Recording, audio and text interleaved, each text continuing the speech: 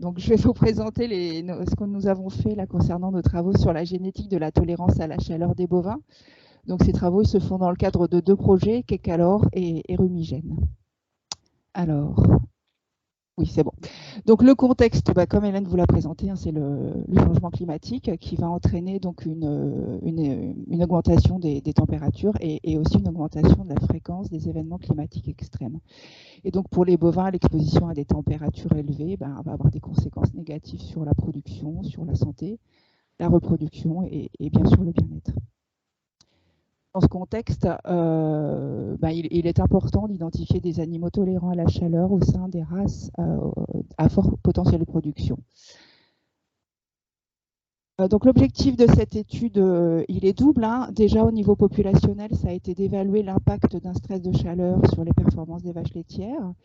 Et au niveau individuel, ce qui nous a intéressé, c'est de savoir s'il existait une variabilité entre les animaux dans leur réponse au stress de chaleur. Et ça passe effectivement par des études d'interaction entre génotype et environnement. Et là, en l'occurrence, l'environnement, ça sera déterminé par un gradient météorologique. Donc cette étude, elle est basée sur des mesures indirectes de la tolérance à la chaleur grâce à l'analyse des performances des animaux à différentes températures. Donc les données de production que nous avons utilisées sont les données de la base de données nationale utilisées dans les évaluations génétiques. Les performances sont celles des contrôles élémentaires et donc les caractères que nous avons analysés sont la quantité de lait, les quantités et les taux de matières grasses et protéiques et le score de cellules somatiques. Voilà. Et on a fait cette analyse sur, effectivement, comme l'a dit Hélène, la race Montbéliarde, en fait, dans leurs 2 premiers rangs de lactation. Les données météo, elles ont été fournies par Météo France et ces données, elles contiennent les valeurs quotidiennes de température et d'humidité estimées pour chacun des carrés de 8 km de côté qui quadrillent l'ensemble du territoire. On a utilisé donc effectivement un indice qui est classiquement utilisé dans ces analyses de tolérance à la chaleur, qui est le THI pour Temperature Humidity Index, un index température-humidité, donc qui va dépendre de la température. Oui. Je t'interromps juste un tout petit peu. Est-ce que tu peux éloigner un tout petit peu ton micro? Ah oui, je peux. Juste un tout petit peu. Ouais. Est-ce que ça va mieux? Oui, ça va. Merci. Désolée. Il souffle un peu, je ne sais pas ce qu'il faut faire, mais il souffle un tout petit peu. Je ne sais pas comment faire, si je ne le mets pas, vous entendez trop mon ventilateur. Donc, non, mais t'inquiète pas, laisse comme alors ça. Je vais l'éloigner encore un petit peu et je vais essayer de parler fort. Parle fort, merci. Voilà, donc un index température-humidité, donc il va, comme son nom l'indique, dépendre de la température et va être aussi modulé par l'humidité relative. Ce qu'on utilise plus précisément, c'est un THI cumulé, c'est d'une moyenne de 3 jours, sur une période de 3 jours consécutifs, excusez-moi, donc les 2 jours avant le contrôle élémentaire, plus le THI du jour du contrôle élémentaire. Donc, je vous ai mis ces graphes ici pour vous illustrer un petit peu comment évolue le THI. En fait, ici, vous avez donc les combinaisons entre les températures moyennes sur l'axe des X et puis sur les ordonnées, les humidités relatives. Et donc, chaque point, c'est une observation que l'on a dans nos jeux de données sur ces combinaisons température-humidité. Et en fait, la valeur du THI, elle est donnée par le gradient de couleur, en fait. Donc, quand on est sur des couleurs jaunes, c'est qu'on a des THI faibles aux alentours de 20. Et puis, en fait, plus on va vers du orange, rouge-orangé, plus on est sur des THI élevés, 70, THI de 70 et plus. Et en fait, je vous montre ça parce que ça vous illustre bien que le THI, il évolue surtout en fonction de la température, beaucoup plus qu'en fonction de l'humidité relative. Et sur les graphiques de droite, vous avez la distribution des THI que l'on rencontre dans nos 2 jeux de données, en première et en seconde lactation. Donc les résultats sont très proches dans les 2 lactations, c'est assez logique, avec des THI qui évoluent entre 18 et 78, une moyenne qui est aux alentours de 50. Et donc pour vous donner une idée donc, des températures correspondantes, je vais vous parler brièvement du THI 70, dont on parlera plus tard dans l'exposé. Et ce THI 70, en fait, ça correspond à une température moyenne. Je ne sais pas si, j'espère que votre bas d'écran n'est pas rongé par le bandeau, mais ça correspond à une température moyenne située entre 22 et 24 degrés. Donc il s'agit bien d'une température moyenne, donc ça inclut la température nocturne. Donc, je vais passer à la partie qui concerne l'évaluation de l'impact du stress de chaleur sur les performances des vaches laitières. Donc pour cette première partie de l'étude, on a utilisé donc un modèle classique utilisé en génétique animale hein, pour ce genre de caractère. Et en fait, ce qu'on a fait, c'est qu'on a rajouté l'effet du THI. Et donc ça nous permet d'estimer l'effet moyen du THI sur les performances de toutes les femelles. Là, il s'agit bien dans cette première partie de l'effet moyen du THI. Donc les résultats qu'on a obtenus sont ceux-ci. Vous avez ici la réponse sur la quantité de lait en kilogrammes par jour de différents niveaux de THI, avec des courbes en bleu un peu flashy, là, les résultats obtenus pour les premières lactations, et en bleu un peu plus foncé, ce qu'on obtient en seconde lactation. Et ce qu'on voit donc pour la production de lait, c'est qu'on a un THI optimal qui est situé entre 47 et 55, ce qui représente une température comprise entre 5 et 13 degrés, température moyenne toujours. Et en fait, pour la quantité de lait, on voit qu'effectivement, avec la température qui augmente, on a une diminution des performances. Et donc là, on a quantifié. Donc on a un stress de chaleur ici pour la production laitière. Mais ce qu'on voit aussi, c'est qu'on a un stress de froid. Il est de moindre intensité, mais on a quand même un stress de froid pour la production laitière. Donc pour les matières grasses à gauche et protéiques à droite, donc là les résultats sont en grammes par jour, hein. En fait on n'a pas de stress de froid ou quasi pas, un léger ici pour les matières protéiques en seconde lactation, mais sinon on n'a pas de stress de froid. Par contre à partir d'un THI 50-55, effectivement on a bien un stress de chaleur. Et pour les taux, donc butyreux à gauche et protéique à droite, en fait, on a encore une fois des courbes qui se ressemblent. Hein. Mais par contre, là, on a un optimum qui est beaucoup plus faible. On a un optimum qui est pour tous les THI qui sont inférieurs à 35. Et ça, c'est lié à l'effet cumulé du THI sur la quantité de lait et sur les quantités de matière. Parce que je vous rappelle que sur les quantités de matière, on n'a pas de stress de froid. Donc, toujours la même quantité produite. Par contre, on a une moindre quantité de lait au THI faible.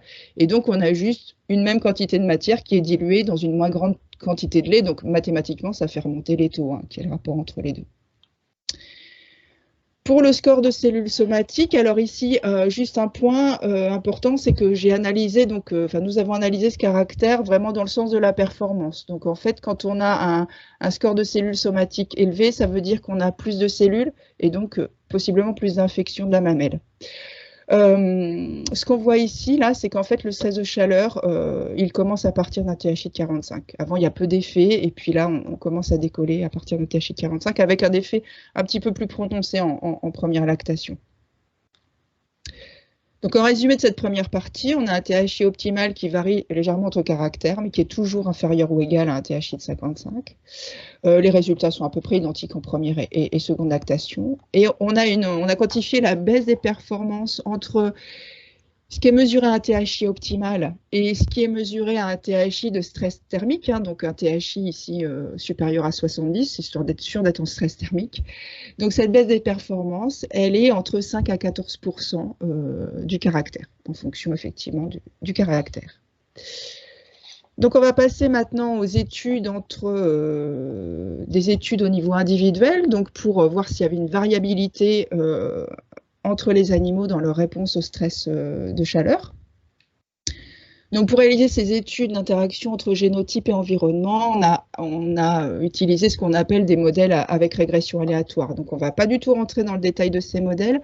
Par contre, ce qui est important de savoir, c'est ce qu'ils nous permettent de faire. Et ils nous permettent notamment d'estimer des valeurs génétiques qui ne sont plus constantes tout au long du gradient environnemental, mais qui peuvent varier selon l'environnement.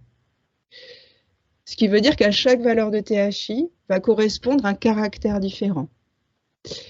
Et donc, on va pouvoir avoir des corrélations génétiques qui vont être estimées. Et quand on a des corrélations génétiques qui vont être inférieures à 1 pour un même phénotype exprimé à différents THI, eh bien, on va pouvoir supposer l'existence d'interactions entre génotype et environnement.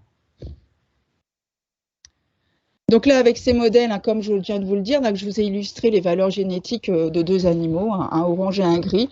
Donc avec ces modèles, on n'a plus une valeur génétique constante le long du gradient THI, comme illustré ici en pointillé, mais on a bien une trajectoire de valeur génétique qui va fluctuer le long du gradient THI. Et ça, c'est parce qu'on va modéliser donc, la valeur génétique totale comme une combinaison de valeurs génétiques qui vont être pondérés par des covariables qui dépendent du THI, en fait, le THI carré et le THI au cube. En fait, ces deux derniers éléments, ils sont importants pour donner un petit peu de flexibilité aux courbes, sinon on n'aurait que des droites. Donc voilà, je ne rentre pas plus dans les détails dans la méthodologie. Par contre, on va passer aux résultats. Donc en commençant par les corrélations génétiques, donc entre un même phénotype à différents THI. Et là, sur ce graphique, vous avez les résultats de corrélation génétique de la matière protéique en première lactation pour différents, effectivement, THI. Donc là, par exemple, entre le THI 30 et le THI 60, et ici, vous avez, c'est un graphe qui est symétrique, ça ne se voit pas beaucoup, mais il est symétrique. Entre ici aussi, THI 30 et THI 60, vous avez donc les mêmes résultats. Et donc, en fait, sur ce type de graphique, quand vous vous éloignez de la diagonale, vous estimez des corrélations génétiques d'un même caractère à THI de plus en plus éloignés. Et donc, ce qu'on espère, ce qu'on devrait avoir, c'est que plus la distance entre les THI est éloignée, plus en gros l'environnement est différent, plus les corrélations génétiques vont être faibles. Et en fait, ce qu'on peut voir sur ce graphique pour la matière protéique, mais c'est la même chose pour les autres caractères, c'est globalement, nos corrélations génétiques, elles restent élevées. Là, si vous regardez, tout ce qui est en blanc et grisé, ça correspond à des corrélations génétiques qui sont situées entre 0,9 et 1, donc ça reste assez élevé en fait, très élevé même. Donc voilà, quel que soit le caractère, quel que soit le rang de lactation, on a la plupart des corrélations génétiques supérieures à 0,90. Donc en fait, on ne peut pas vraiment dire qu'on a assez peu en fait d'interactions entre génotype et environnement identifiées sur ces données. Alors ceci étant dit, ça nous intéressait quand même d'aller voir les valeurs génétiques des animaux, même s'il y a peu d'interactions génotype-environnement. Et donc ici, vous avez les trajectoires des valeurs génétiques, donc toujours pour la matière protéique en première lactation, donc la trajectoire des valeurs génétiques le long du gradient THI. Et ça, c'est pour les taureaux qui ont au moins 500 filles dans notre jeu de données, les 500 filles avec perf. Et donc, ce qu'on voit ici, donc pour la matière protéique, et c'est vrai pour, encore une fois pour tous les autres caractères, c'est que d'une manière générale, intracaractère, les meilleurs taureaux sont toujours les mêmes. On voit bien ici, là, sur toutes ces parties, qu'il y a peu de reclassement, d'où des faibles interactions génotype-environnement. C'est très lié tout ça. Mais quand même, si on regarde à THI élevé, là on est en stress de chaleur, à THI élevé, on voit qu'il y a des reclassements. Si on prend le taureau vert par exemple, en cas de stress de chaleur, lui il va avoir tendance à remonter dans le classement, alors que le taureau en rouge, il va descendre dans le classement en fait. Il va avoir des valeurs génétiques de plus en plus faibles à mesure que le THI augmente. Donc en fait ici pour lui, le taureau rouge, on a plutôt une pente négative à THI élevé, alors que pour le taureau vert, on a une pente qui est positive. Donc il semblerait que certains taureaux puissent être plus tolérants au stress de chaleur que d'autres. Alors j'attire votre attention effectivement sur le fait que ici ce sont des valeurs génétiques qui sont fournies, donc elles indiquent le classement entre les animaux à un THI donné. Elles ne donnent pas les prédictions de production.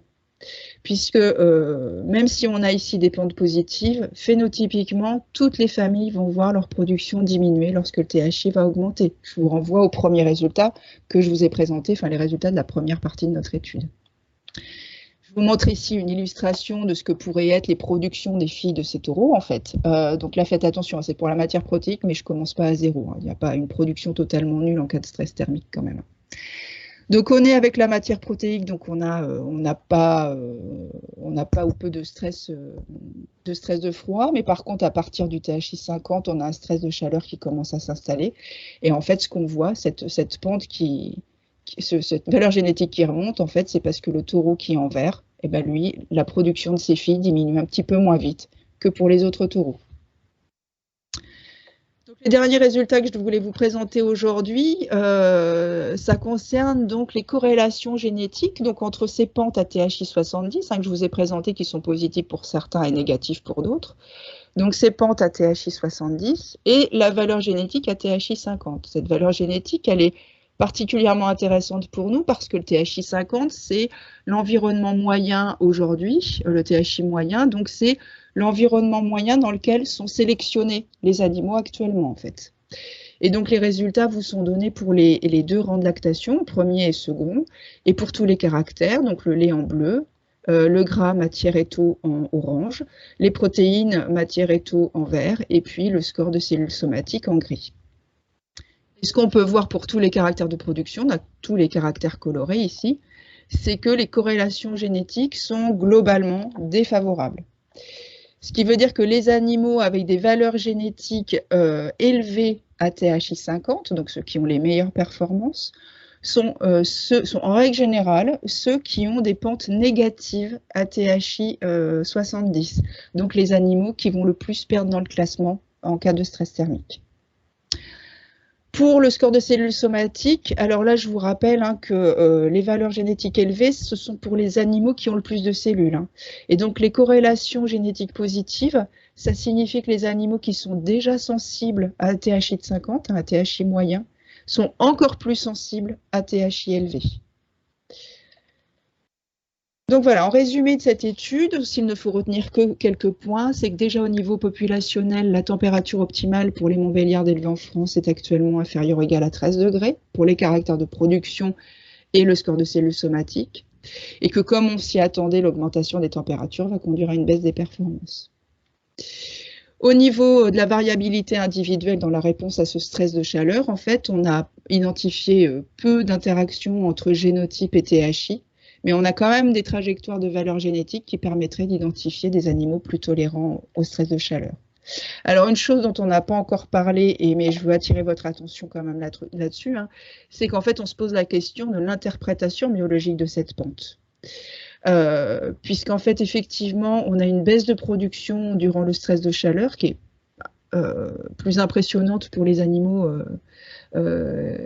qui ont les meilleures valeurs génétiques, mais en fait, on se pose la question s'il n'y a pas derrière tout ça une sorte de mécanisme de protection, c'est-à-dire que ces animaux produisent beaucoup, donc pour produire beaucoup, ils mangent beaucoup, et quand il fait chaud, eh ben, peut-être que le fait de manger moins, certes, fait diminuer leur production, mais par contre, ça peut peut-être aussi éviter, ça limite les fermentations ruminales et limite le dégagement de chaleur lié à ces fermentations ruminales. Donc en gros, se pose quand même la question de savoir si diminuer la production, c'est pas une façon de se préserver quand même pour toutes les autres fonctions biologiques. Pour le score de cellules somatiques, en fait, eh bien, lui, comme on vient de voir, le stress de chaleur a plutôt un rôle amplificateur de la sensibilité aux mammites.